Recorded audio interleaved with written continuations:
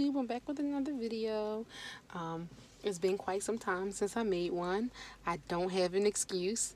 Um, I just didn't feel like I had anything to talk about, to be honest. Um, Today I had a situation that I feel like would help people, that would help new clinicians that are entering home care, especially new grads. I'm not sure if home care hires new grads, but yeah, I just thought I'd share what happened today. So I had a patient who was recently discharged from the hospital. Well, she was discharged yesterday. She was in the hospital over the weekend because she was complaining of shortness of breath, and she had a PE. She was started on Coumadin. If you're not familiar with Coumadin, it is a blood thinner or anticoagulant. Coumadin is a very high risk medication. It's dangerous. You have to have your blood. You have to have your blood monitored to make sure that your levels are therapeutic and it's not too high or too low, or too thick or too thin, in layman's terms. The name of the blood draw is called a PTINR. Once your level, most people get it done twice a week when they first start out, and once your levels are therapeutic, it drops down to once a week, once every other week, or twice every other week, and then once a month. This patient in particular was sent home on Coumadin and Lovenox injections. Red flag number one. I don't understand why she was sent home on both, when Coumadin is enough to do the job in itself. So I don't understand why they sent her home on two different anticoagulants. That was my first red flag. The second red flag was, I went to do a head to toe assessment, and I went to assess her skin, and I noticed she had like blood in her diaper. Not a whole bunch of blood, but it was spots in a diaper, as if, if you have like a cut or something and you have a band-aid on and you take the band-aid off and you see like spots of blood on the band-aid. It was like that. So that warranted me to ask the caregiver a bunch of questions. Where is this coming from? How long has she been bleeding? Was she bleeding when she left the hospital yesterday? Is she complaining of any pain? To paint the picture for you, the patient is bedbound.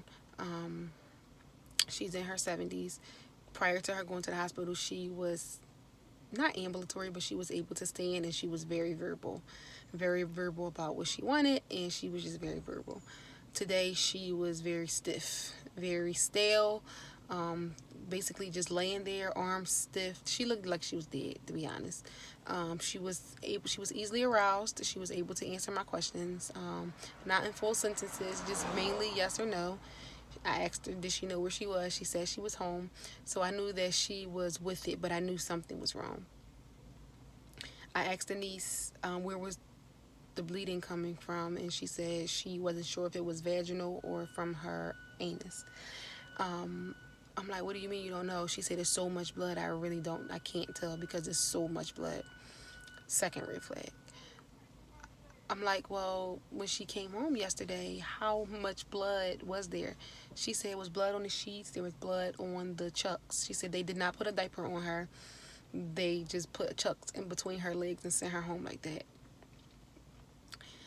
I don't understand these hospitals nowadays. They just do what the hell they want to do. Anyway, I said, well, you said that you seen a lot of bleeding too. Where did you see it? She said, I changed her last night and I changed it this morning. And both times there was a lot of blood on the chucks. I said, do you still have them? She said, they're in the trash. I got my gloves. I dug through the trash. I found them. A lot of blood. Clots too.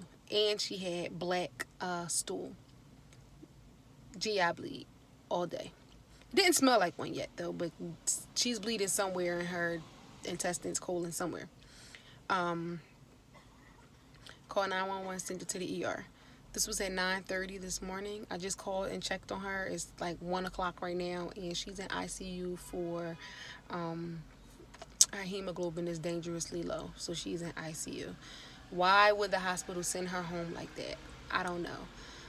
And the craziest part is I was supposed to see her on Friday, and I switched around my schedule and seen her today. I'm grateful that I did because, to be honest, I don't think she would be here if I would have waited till Friday as scheduled. So I'm saying all of this to say, cross your T's, dot your I's. Trust yourself, trust your instincts. If you feel that something is wrong, explore it to figure out what's wrong. Trust yourself. Follow your gut. If your gut's saying no, listen to it. Explore. If you have to dig in the trash to get your own evidence, do what you got to do. But at the end of the day, it's about making sure the patient is safe. And this is why I love what I do. I can go home and be assured that I did all that I was supposed to do and all that I can do, because I just feel like the hospital failed her. And now she's back, and now they won't get paid. It's that simple. All right, y'all, that was my spiel for today. I hope y'all are having a blessed 2019. And I hope y'all crushing those goals that you set in the beginning of the year. Don't set goals only January 1st. Set goals throughout the year. Every day you wake up is a new day and a new year.